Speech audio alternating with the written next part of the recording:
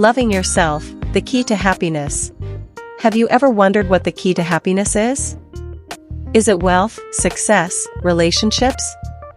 Martin Buber, a German philosopher, claimed that the key to happiness is to love yourself. In this video, we're going to explore the importance of loving yourself, having a soft look, finding inner peace, being close, being friends, and trusting yourself. Love yourself. Loving yourself does not mean being selfish or narcissistic.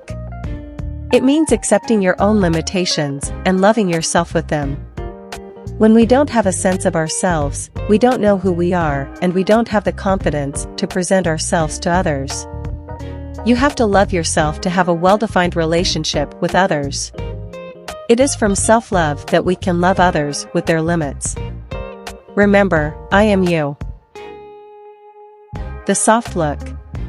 Our eyes can be avid, fixed, and critical. We need to learn to look with kindness, softness, and confidence at everything that lies ahead. We must see reality as it is, but touching it with the soft light of evening. It's not about ignoring the bad facts, but about wrapping everything in a blanket of softness and love. Love is the way to appease people in conflict and overcome our inner conflicts. Inner peace. Internal harmony requires a loving look at the adverse element within and outside of us. This requires the path of contemplation, through which we enter our inner space of peace and love. When we love ourselves and others with their limits, we can overcome our inner conflicts and find inner peace. Be close. We need people who provide us with shelter. But for that, we need to learn to be close to ourselves, support ourselves, and deal lovingly with ourselves. When we draw close to ourselves, we can feel the closeness we experience with others and with God. The longing for welcome leads us to action, in the sense of approaching and opening ourselves up to the people who are already close to us. Be friends. When we are in touch with ourselves, we can be in touch with others. Relationship with ourselves removes fear of closeness to others. We can allow others to see all that is in us, because we allow ourselves to make our life's abode appear that way. When we are friends with ourselves, we can also be friends with other people. Trust in yourself. When we lack self-confidence, we distrust others.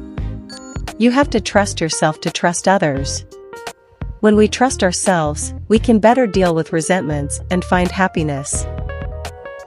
Those who bring resentments about other people and situations into their marriage cannot fully love their spouse.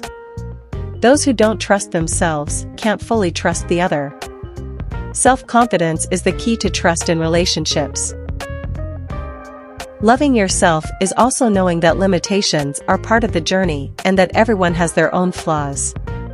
By loving yourself with your limitations, it is possible to love others with their limitations and accept them as they are.